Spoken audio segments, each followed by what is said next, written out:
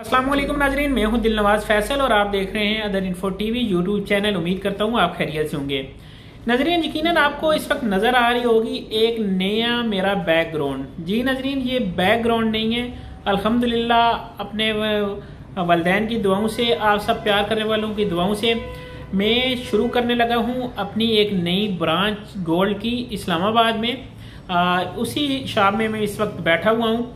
इसका अगर मैं आपको एड्रेस बताता चलूँ तो इसका एड्रेस है Islamabad PWD orchard gold plaza, shop number 5। ये बैंक अल्फला के बिल्कुल साथ है। नाजरीन, अगर आप विजिट करना चाहें तो मुझे खुशी होगी। 14 अगस्त को शाम 6 बजे मैं ओपनिंग करना चाह रहा हूँ रावलपिंडी इस्लामाबाद में। जो बसने वाले मेरे सब्सक्राइबर हैं उन्हें मैं दावत आम देता हूँ, आप आएँ और हमारी खुशियों में आप भी शरीक हों। तो नाजरीन, मुझे कमेंट्स करके बताइएगा आपको मेरे आज की ये जो मेरे लिए तो बहुत खुशी की बात है, आपको ये जान के कैसा लगा। अल्हम्दुलिल्लाह ये हमारी तीसरी ब्रांच होगी जो कि हमने पठवार में, रावलपिंडी में और इस्लामाबाद में शुरू की है गोल्ड के हवाले से 1973 के से लेके अब तक।